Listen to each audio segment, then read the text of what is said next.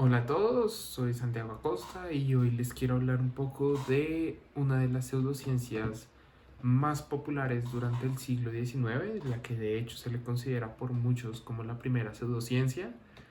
Quiero hablar un poco de cómo nació, el impacto que tuvo sobre todo en esa sociedad estadounidense del finales del siglo XIX y algunos ejemplos de lo que esto causa hoy en día, pues a nivel mundial, pero sobre todo sigue siendo un problema fuerte en la sociedad estadounidense.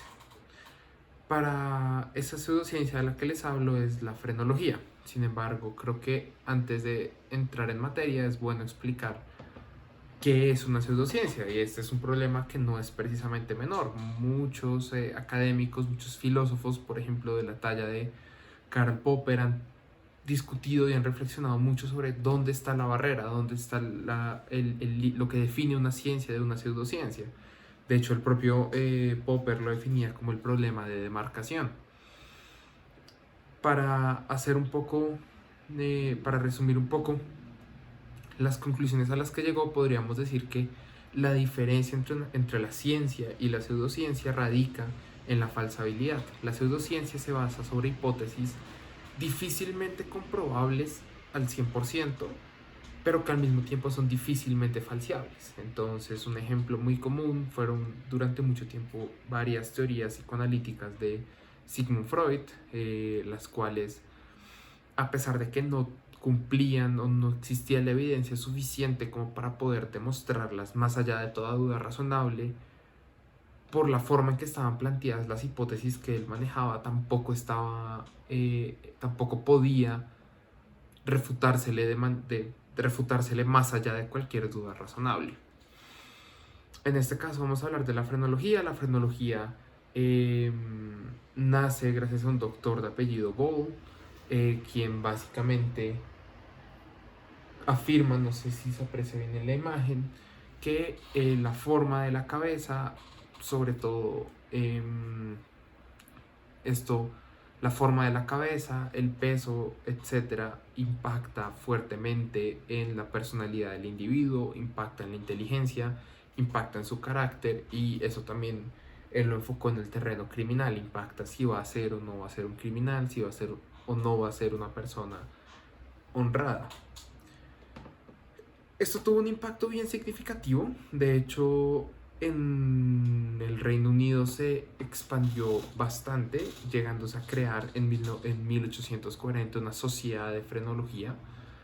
Eh, Esto se hizo muy popular y de hecho, según textos como por ejemplo los que ha investigado el académico José Pardo Tomás, en la época realmente sí llegó a tener una difusión relativamente importante. A la gente común le alcanzó a llegar o alcanzó a enterarse que existía o que una presunta ciencia, y de que estas teorías eran en efecto verdaderas. De hecho, esto llegó a tener o llegó a permitir que se justificaran, por ejemplo, medidas discriminatorias, medidas sexistas. De hecho, el propio Gall escribía que, bueno, que realmente a las poblaciones nativas de América, sobre todo América del Norte, debían segregárseles, debía exterminárseles, porque si se medía sus cráneos, si se medían cierto tipo de parámetros, se podía ver, de acuerdo a su teoría, que eran seres humanos inferiores, que eran seres humanos problemáticos y que en últimas no tenían cabida en la sociedad